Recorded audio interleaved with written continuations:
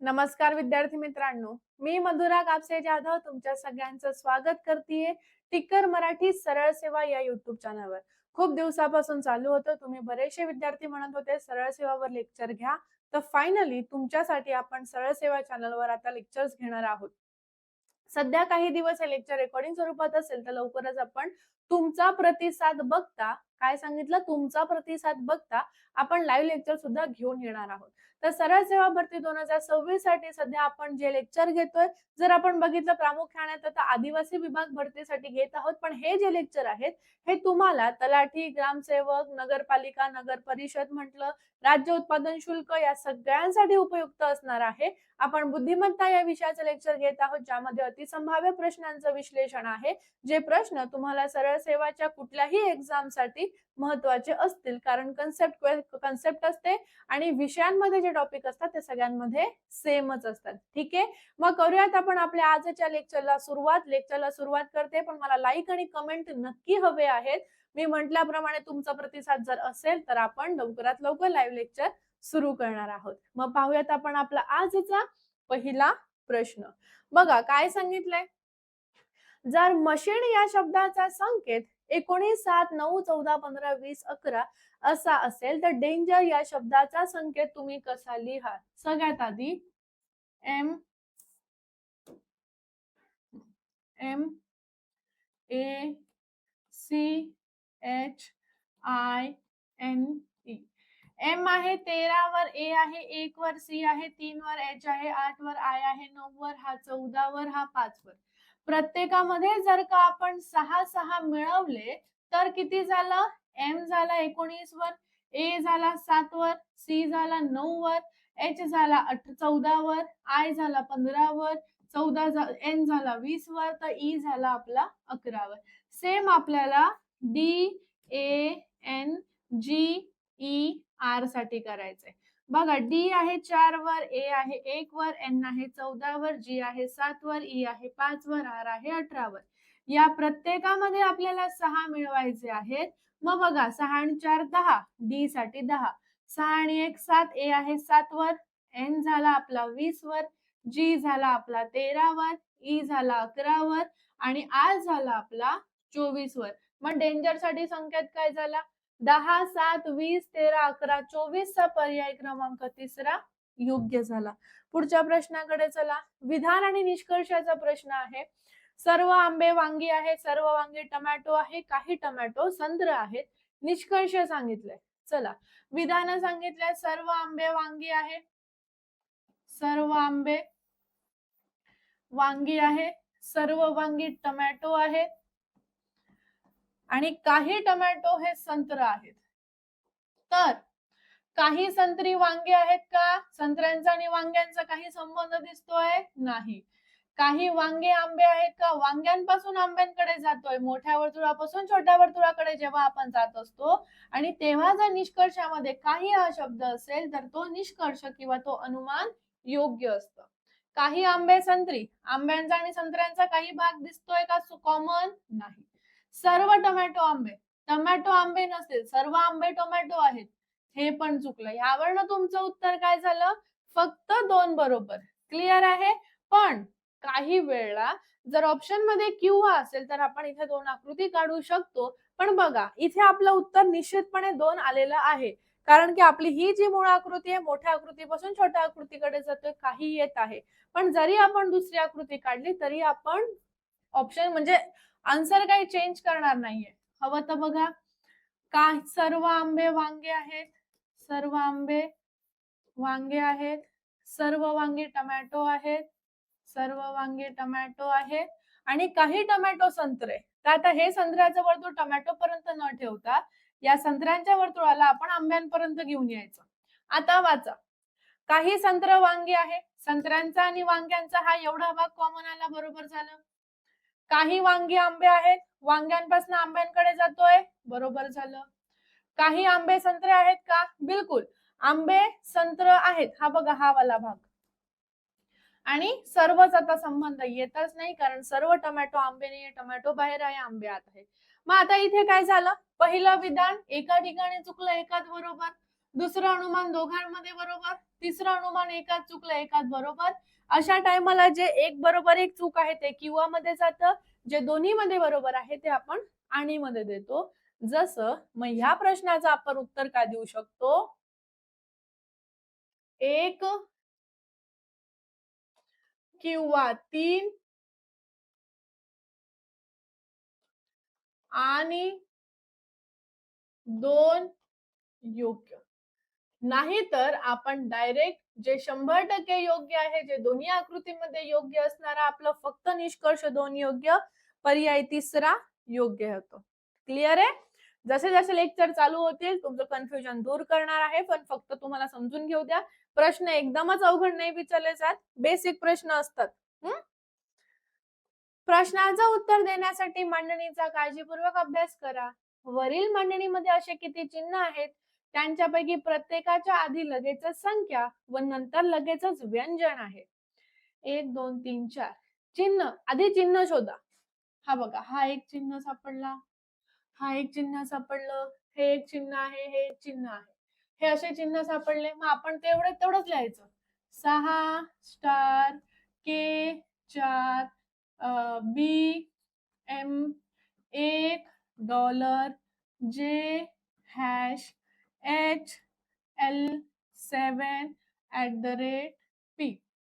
बाकी कुठे चिन्ह दिसतात का तुम्हाला? चिन्ह म्हणजे चिन्ह, चिन्ह फक्त स्टार आहे, डॉलर आहे, हॅश आहे आणि अँड आहे, @ आहे. ठीक आहे. यांच्यापैकी प्रत्येकाच्या आधी संख्या, याच्या आधी संख्या आहे, याच्या आधी संख्या आहे, याच्या आधी संख्या आहे का? नाही, म्हणजे हे गेलं. याच्या आधी सुद्धा संख्या आहे. ठीक आहे. त्याच्यानंतर लगेच व्यंजन पाहिजे. ए ई आय ओ यू हे स्वर सोडून जे आहे ते व्यंजन पाहिजे. याच्या नंतर व्यंजन आहे. याच्या नंतर व्यंजन आहे. याच्या नंतर व्यंजन आहे. असे किती झाले आपल्याकडे? असे 3 झाले. म्हणजे उत्तर काय झालं? पर्याय क्रमांक तिसरा योग्य झाला. पुढे प्रश्नाकडे चला. एका सांकेतिक भाषेत डॉक्टर हा शब्द C4BS4Q असा लिहितात, तर टीचर हा शब्द कसा लिहाल?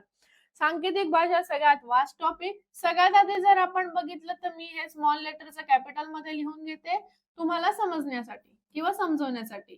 DOCTOR आणि टीचर कॅपिटल मध्ये लिहून घेऊया. TEACHER. हा, आता बघा, डी च्या आधी सी आहे, ओ साठी 4 दिलं, सी च्या आधी बी आहे, टी च्या आधी एस आहे, ओ च्या आधी 4 दिलं, आर च्या आधी क्यू आहे. आपले जे स्वर आहेत ए ई आय ओ यू, हे 5 स्वरांना क्रमांक दिलेत 1 2 3 4 5. बाकीचे जे व्यंजन आहेत ते एकने मागे घेतलंय. डी च्या आधी सी आहे बघा, ओ 4 वर दिला, सी च्या आधी बी आहे, टी च्या आधी एस आहे, ओ 4 वर दिलं, आर च्या आधी क्यू आहे. सेम टी च्या आधी एस आहे, ई स्वर असल्यामुळे ई झाला 2 वर, ए स्वर असल्यामुळे ए आहे 1 वर, सी च्या आधी बी झाला, एच च्या आधी जी झाला, ई किती वर आहे 2 वर आणि आर च्या आधी येतं क्यू. एस टी म्हणजे 1 ने मागे, परत 1 ने मागे, 1 ने मागे, 1 ने मागे, व्यंजन 1 ने मागे, स्वरांना तिथे जे स्थान दिलं ते दिलं. उत्तर काय झालं आपलं? एस 2 1 बी जी 2 क्यू चा पर्याय क्रमांक झालेला आहे चौथा योग्य. मला कमेंट मध्ये पाहिजेच आहे की तुम्हाला समजलंय की नाही आणि आवडलंय की नाही. पुढचा प्रश्न. रजनी एक तारा काढते, तिला जाणून घ्यायचं आहे की तिने किती तिरप्या रेषा काढल्या आहेत. 6 5 4 3. आता रजनी तारा काढते, तिला तिरप्या रेषा पाहिजे, सरळ नको. मग तिरप्या रेषा कोणत्या कोणत्या आहेत बघूयात. ही बघा, ही एक दिसतेय का तुम्हाला? नाही. बरं, दुसरा पेन पाहूयात, हाच राहू द्या. ही बघा, ही 1, ही 2, ही 3 आणि ही 4. एकूण तिरप्या रेषा किती झाल्या? 4. एकूण रेषा म्हटलं असतं तर 6, आपल्याला तिरप्या विचारल्या, तिरकस विचारल्या, त्या आहे टोटल 4. पर्याय झाला तिसरा योग्य. फक्त अवघडच प्रश्न विचारले जातात, हे तुमच्या मनातून मला काढून टाकायचं आहे. एका रंगवळणाच्या स्पर्धेमध्ये प्रत्येक विद्यार्थ्यांनी एकदाच हस्तांदोलन केल्यास एकूण 78 हस्तांदोलने झाली, तर त्या स्पर्धेमध्ये एकूण किती विद्यार्थ्यांनी भाग घेतला होता? 12, 13, 14, 15. आता बघा, जेव्हा आपल्याला एकूण दिले जातात तेव्हा त्या एकूणची आपण दुप्पट करतो. एकूण किती दिली? 78. या 78 ची करायची आहे तुम्हाला दुप्पट. 8 दुने 16, 6, 4 1 7 दुने 14, 1 15, 156 झालं. आता ह्याला जवळची, ह्याच्या नंतर येणारी वर्गसंख्या, नंतर येणारी वर्गसंख्या आहे 169, जो कितीचा वर्ग आहे? 13चा. म्हणजे उत्तर काय झालं? पर्याय क्रमांक दुसरा 13 योग्य झालं. पुढचा 4 एप्रिल 1988 रोजी सोमवार होता, तर 3 नोव्हेंबर 1988 रोजी कोणता दिवस असणार आहे? मंगळवार, बुधवार, गुरुवार आणि शुक्रवार. 4 एप्रिल 1988 लीप वर्ष आहे, पण आपल्याला त्याच्याशी काही घेणं देणं नाही, कारण की फेब्रुवारीचा महिना संपून गेलेला आहे. आपण डायरेक्ट एप्रिल वर आहोत, हा ना. चला, 4 एप्रिलचा वार दिलेला आहे, तर आपल्याला 3 नोव्हेंबरचा वार विचारलेला आहे. आपला एप्रिलचा महिना किती दिवसांचा आहे रे? 30 दिवसांचा. एप्रिलचा महिना 30 दिवसांचा. 30 म्हणलं 4 दिवस गेले, 26 दिवस उरले. त्याला 7 ने भागलं, बाकी 5 पाहिजे. 30 पहिले 4 दिवस गेले, 26 उरले, 7 ने भागलं, बाकी 5 आले. मार्चचा महिना 31 दिवसांचा, 7 ने भागलं, बाकी 3. एप्रिलचा महिना 30 दिवसांचा, 7 ने भागलं, बाकी 2. मेचा महिना 31 दिवसांचा, 7 ने भागलं, बाकी 3. जूनचा महिना 30 दिवसांचा, 7 ने भागलं, बाकी 2. जुलैचा महिना 31 चा, परत 7 ने भागलं, बाकी 3. ऑगस्टचा महिना पुन्हा 31 दिवसांचा, 7 ने भागलं, बाकी 3. इथे खाली येते आता, ठीक आहे. सप्टेंबरचा महिना आपला आहे 30 दिवसांचा, त्याला 7 ने भागलं, बाकी 2 आली. उरला आपला ऑक्टोबरचा महिना. ऑक्टोबरचा महिना पुन्हा 31 चा आहे, त्याला 7 ने भागलं, बाकी 3. आणि नोव्हेंबर महिन्याचे आपल्याला फक्त 3 दिवस दिलेले आहेत, ते 3च घेणार. जेवढी बाकी आली आहे एवढ्यांना भागलं. जिथे जिथे 3100 महिने आहेत, 7 ने भागलं, बाकी 3 आली. जिथे 30 महिने आहेत, 7 ने भागलं, तिथे बाकी 2 आली. जसं मार्च, मे, जुलै, ऑगस्ट, ऑक्टोबर बाकी 3 आली. नोव्हेंबरचे 3 दिवस घेतले म्हणून 3 घेतले आहेत. एप्रिल, जून आणि सप्टेंबरचे 30 दिवस असल्यामुळे 7. एप्रिल 30 दिवसांचा आहे, 4 दिवस संपल्यामुळे 26 ला 7 ने भागलं, बाकी 5. सगळ्या बाकींची बेरीज करूयात. 5 5 दुने 10, 5 त्रिक 15, 5 चोक 20, 20 आणि 10 झाले 30. 30 ला 1 कमी 29, 29 ला 7 ने भागलं, बाकी येते 1. बघा 5 6 7 8 9 10 11 12 13 14 15 16 17 18 19 21 22 23 24 25 26 27 28 29. 29 ला 7 ने भागलं, बाकी 1 उरते, म्हणून वार आपण 1 ने पुढे घेणार. मग 3 नोव्हेंबर 1988 ला वार काय झाला? मंगळवार. पर्याय कुठला झाला? पहिलाच योग्य. फक्त भागाकार करायचा हे लक्षात असू द्या. पुढचा प्रश्न. एक व्यक्ती दक्षिणेकडे पाहत असून तो 135 अंशामधून डावीकडे वळतो व पुन्हा 45 अंशामधून उजवीकडे वळतो, तर सध्या तो व्यक्ती कोणत्या दिशेकडे पाहत असेल? पूर्व, पश्चिम, उत्तर, दक्षिण. एक व्यक्ती आता याला 2 पद्धतीने सोडवू शकता. एक पद्धत, दिशा काढून घ्या.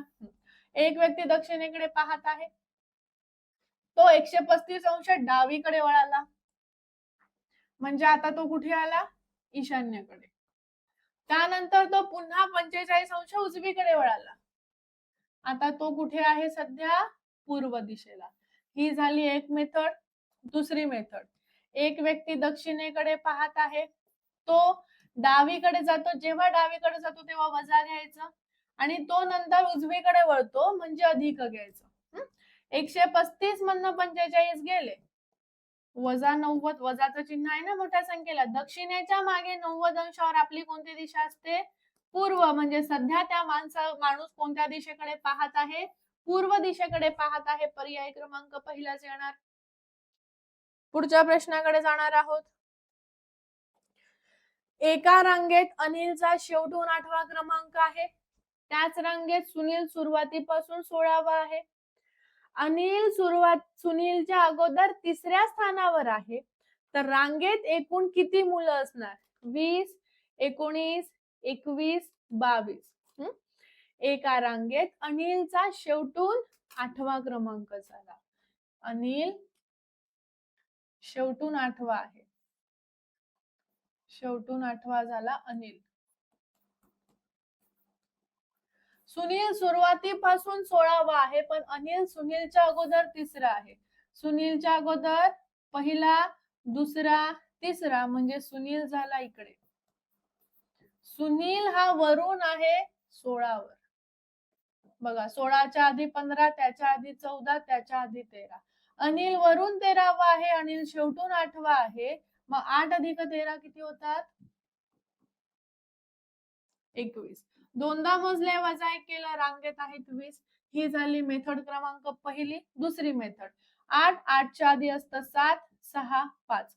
सुनील खालून 5वा आहे, वरून 16वा आहे. 5 अधिक 16 होतात आपले 21. दोनदा मोजलं, वजा 1 केलं, उत्तर आलं 20. दुसरी मेथड सांगते, अनिल शेवटून 8वा आहे, सुनील समोरून 16वा आहे.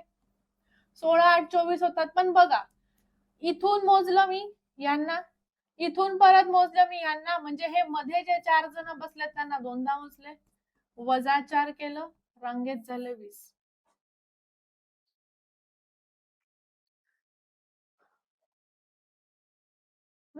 सुनील इकडून आहे ना, म्हणून सुनीलच्या अगोदर 1, 2, 3 अनिल आहे. ठीक आहे. 8 आणि 16 24 मधनं ह्या चौघांना आपण 2 वेळा मोजले म्हणून वजा 4 केलं, तरी उत्तर 20. रांगेत एकूण किती जण आहेत? 20 जण. याला कुठला प्रश्न म्हणतात? रांगेतील स्थान मधला ओव्हरलॅपिंग वाला हा प्रश्न आहे आपला.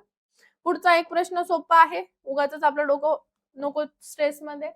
ही व्यक्ती एका स्थानापासून घड्याळी दिशेने 360 कोणीय अंतर जाते. ब ही व्यक्ती त्याच स्थानापासून घड्याळी दिशेने 180 कोणीय अंतर जाते. तर त्या दोघांमधलं कोणीय अंतर किती? 90, 180, 0, 360. एक व्यक्ती 360 जातोय, अ वाला, बरोबर. ब वाला व्यक्ती 180 जातोय, 360 मधनं 180 गेलं, उत्तर 180 अंश आलं. पर्यायी क्रमांक आपला दुसरा योग्य झाला. त्यानंतरचा पुढचा प्रश्न घ्या. एक मुलगा त्यांच्या घरापासून दक्षिणेकडे 23 मीटर जातो.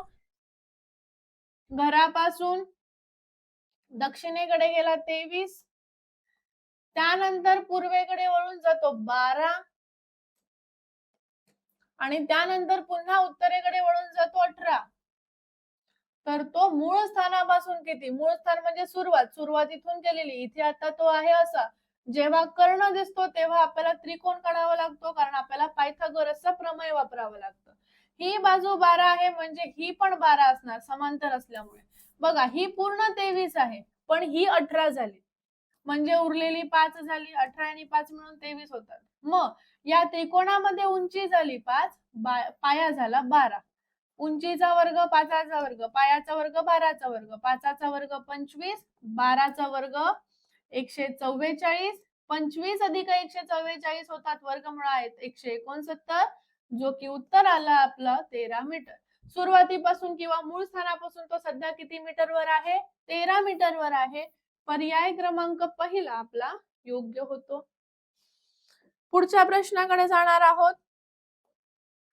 आकाश हा अमृताचा पती आहे आणि आरतीचा भाऊ आहे. सुमेधा आरतीची आई आहे. तर सुमेधा आणि अमृतामध्ये काय नातं संबंध असणार आहे?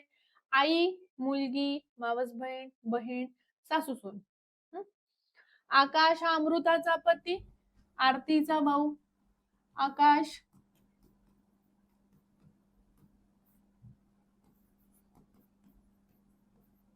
अमृताचा नवरा,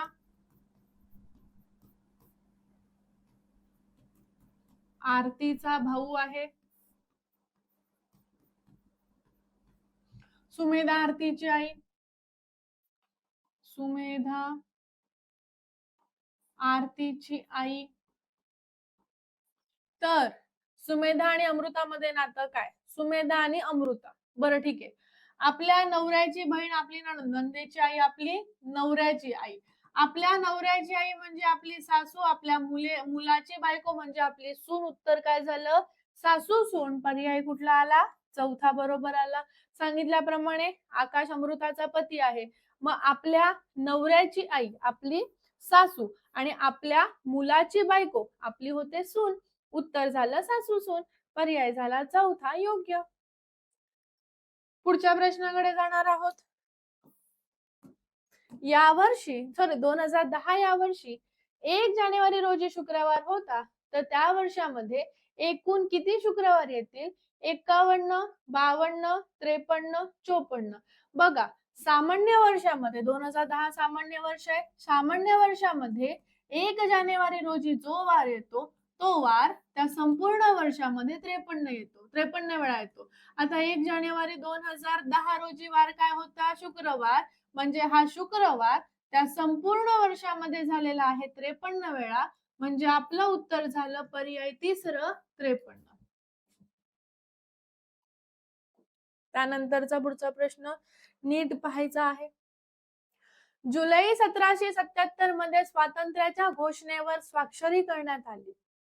500 महिन्यानंतर महिना आणि वर्ष काय असेल? जुलै 1818, मार्च 1818, मार्च 1819, मार्च 1820. जुलै 1777. आधी सगळ्यात आधी 500 नाही घेऊयात आपण, 480 घेऊयात. आता का 480 घ्यायचं ते सांगते. 12 महिने आहे. 12 महिने म्हणजे 1 वर्ष झालं. ठीक आहे. मग आता 480 महिने म्हणजे 12 एके 12, 12 चोक 48, 40 वर्ष. आता उरले किती वर्षे? 20 वर्ष. कारण बघा, 500 मधनं मी 480 वजा केले, 20 वर्ष उरलं. या 20 वर्षामध्ये परत 12 महिने आणि 8 महिने, परत 12 महिने म्हणजे 1 वर्ष, आणि परत हे वर्ष मी 8 महिनेच घेणार. म्हणजे आता मला 40 आणि 1 41 वर्ष 8 महिने पुढे जायचंय. सगळ्यात आधी जुलै 1777 मध्ये 41 वर्ष ऍड करा. जुलै 1777 पासून 1 वर्ष जर आपण गेलं तर 1, 8, 7, 8, 9, 10, 11, 1 आणि 8 बरोबर. जुलै 1818 झाले. आत्ताशी किती झाले? जुलै 1818 झाले. पण आपल्याला तिथून पुढे 8 वर्ष 8 महिने जायचं आहे. बरोबर आहे. मग आता 18 नंतर जुलै नंतर ऑगस्ट, सप्टेंबर, ऑक्टोबर, नोव्हेंबर, डिसेंबर, जानेवारी, फेब्रुवारी, मार्च. बरोबर आहे. जुलैच्या पुढे जर मी 8 महिने ऍड केले तर माझं उत्तर काय झालं? मार्च 1819. 1818 नाही राहणार, कारण आपण 1818च्या पुढे 8 वर्ष चाललोय. 8 महिने जातोय. August, November, December. ऑगस्ट, सप्टेंबर, ऑक्टोबर, नोव्हेंबर, डिसेंबर. डिसेंबर झाला की आपण सेलिब्रेट करतो न्यू इयर. न्यू इयर म्हणजे 1818 नंतरचं न्यू इयर 1819. म्हणजे उत्तर काय झालं आपलं? मार्च 1819 ला 500 वर्षानंतर महिना आणि वर्ष हे येणार मार्च 1819. क्लिअर आहे? त्यानंतरच्या पुढच्या प्रश्नाकडे जाणार आहोत. रमेश त्याच्या घरापासून 1 किलोमीटर पूर्वेला चालला. त्याच्या घरापासून 1 किलोमीटर पूर्वेला चालला. 1च किलोमीटर छोटस घेऊया. उत्तरेला 3 किलोमीटर चालला आणि नंतर तो डावीकडे 90 अंशात कळून 5 आहे. ठीक आहे. 5 किलोमीटर चालला. 5 मिसिंग आहे म्हणून मी दिलं, नाही तर म्हणाल 5 कुठून आलं? Typing mistake. तर रमेश कुठे पोहोचला? त्याच्या घरापासून वायव्येला 8 वर, घरापासून वायव्येला 5 वर, ईशान्येला 7 वर, ईशान्येला 5 वर. त्याचं घर इथे आहे बरं. घरापासून आहे तो बाबा ह्या दिशेला. मग इकडे जाणारी दिशा कोणती आहे? आपली वायव्य. हा, म्हणजे उत्तर तर आपलं वायव्य मधनं आहे. मग आता कर्ण दिसला म्हणजे पायथागोरस साठी त्रिकोण. ही बाजू 3 म्हणजे ही पण 3. 5 मधनं ही 1 गेली, ही 4 उरली. परत एक बाजू 4 आली, एक बाजू 3 आली. 4चा वर्ग अधिक 3चा वर्ग, 4चा वर्ग 16, 3चा वर्ग 9, वर्गमुळात 25. आपलं उत्तर काय झालं? 5. म्हणजे तो कुठे आहे? वायव्येला 5 किलोमीटर अंतरावर. पर्याय क्रमांक दुसरा आपल्या योग्य झालेला आहे. झालं. उत्तर काय झालं? पर्याय क्रमांक दुसरा योग्य. परत विधान आणि अनुमानचा प्रश्न दिलाय. विधान: सर्व माकड रस्ते आहेत, सर्व रस्ते फोन आहेत. विधानांवर आकृती काढूयात. सर्व माकड रस्ते आहे, सर्व रस्ते फोन आहे. अनुमान बघा, काही रस्ते माकडे, रस्त्यांपासून माकडांकडे जातोय, सांगितल्याप्रमाणे मोठ्या वर्तुळापासून छोट्याकडे जातोय. काही असेल तर बरोबर. काही फोन माकड आहेत, परत फोन पासून माकडांकडे जातोय, मोठ्यापासून छोट्याकडे जातोय, बरोबर. काही माकड फोन नाही, सगळे माकड फोन आहेत. सर्व सर्व माकड फोन आहे. सर्व फोन माकड पण नाही. उत्तर काय झालं? 1 आणि 2 अनुमान योग्य. पर्याय झाला आहे पहिलाच बरोबर.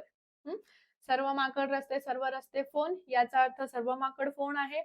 सर्व माकड फोन आहे, मग काही माकड फोन नाही, चुकलं. सर्व फोन माकड आहेत का? नाही. काही फोन माकड आहे, काही रस्ते माकड आहेत. उत्तर पर्याय पहिला, फक्त 1 व 2 बरोबर. पुढच्या प्रश्नाकडे जाणार आहोत. एका सांकेतिक भाषेत मॉक डाम सील म्हणजे नाईस हाय हाऊस, वाम फिट सील म्हणजे कास्ट इज आय हाय, आणि फिट कोन नाम म्हणजे हाऊस इज बिग. तर हाऊस या शब्दासाठी कोणता संकेत असेल? बघा, शॉर्टकट मध्ये पाहिलं तर हाऊस इथे आहे, हाऊस इथे आहे, या दोघांमध्ये कॉमन असणार आहे डॅम. हाऊस साठी आलं डॅम. बाकी सोडवून द्यायचं असेल तर बघा, MOK mock, DAM dam, SIL seal म्हणजे नाईस हाय हाऊस, वाम फिट सील म्हणजे कास्ट इज हाय, आणि फिट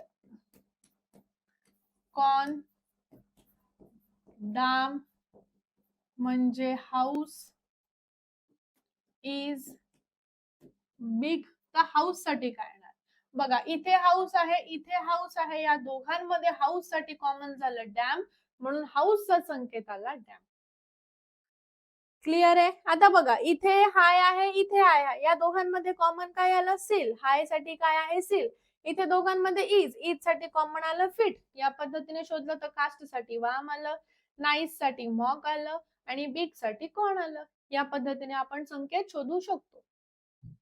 पुढच्या प्रश्नाकडे जाणार आहोत. सांकेतिक भाषेचाच प्रश्न दिलाय आपल्याला. एका सांकेतिक भाषेत अक्षरांऐवजी चिन्हांचा वापर करून शब्द लिहिलेले आहेत. अक्षरांचा व चिन्हांचा क्रम समान आहे असं नाही. ठीक आहे. समज, स म ज. समज साठी संकेत दिलाय त्रिकोण, चौकोन, वर्तुळ. सफर, सफरचा संकेत दिलाय वर्तुळ, पी, चौकोनामध्ये गुणाकार. रमण, रमणचा संकेत दिला आहे त्रिकोण अधिक पी. तर आपल्याला रजत शब्दासाठी संकेत विचारलेला आहे. ठीक आहे. इथे र आहे, इथे र आहे, इथे र आहे, इथे र आहे, या दोघांमध्ये र साठी कॉमन काय झाला? पी. र साठी काय आला?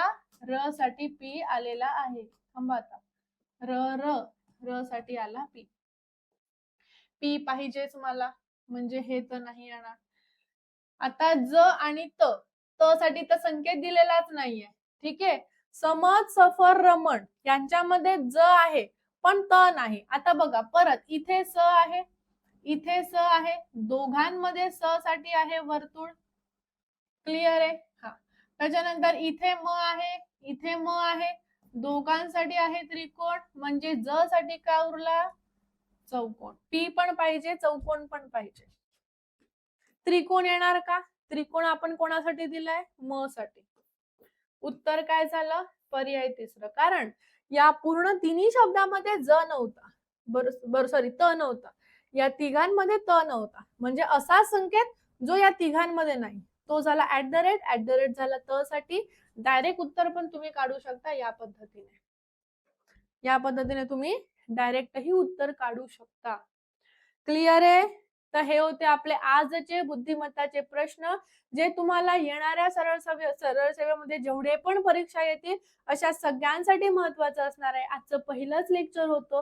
होपसो तुम्हाला आवडलं असेल तर मला कमेंट मध्ये नक्की तारीफ करून सांगा कसं वाटतंय लेक्चर. प्रश्नांची लेवल तुम्हाला कळतच जाईल. एकदम काही अवघड येत नाही. बेसिक लेवल, जास्त बेसिक पण नसतं, मॉडरेट लेवलचे प्रश्न असतात. सगळे प्रश्न तुम्हाला नक्की फायदेशीर ठरतीलच. तुमच्या प्रतिसादानुसार आपण लवकरात लवकर लाईव्ह लेक्चर घेऊन येऊयात, पण तुमच्या लाईक, शेअर, कमेंटवर डिपेंड आहे. आपल्या चॅनलवर जर नवीन असाल टिक्कर मराठी सरळ सेवावर, तर आपल्या चॅनलला सबस्क्राईब करून घ्यायचं आहे. येणाऱ्या सगळ्या महत्त्वाच्या अपडेट्स तुम्हाला या चॅनलवर यापुढे भेटणार आहेतच. मग आता थांबते, भेटूयात आपण आपल्या पुढच्या व्हिडिओमध्ये. Bye bye, take care, have a great day, be happy, be positive, be confident. काळजी घ्या सगळ्यांनी. भेटूयात पुढे आणि कमेंट सेशन मध्ये. थँक्यू.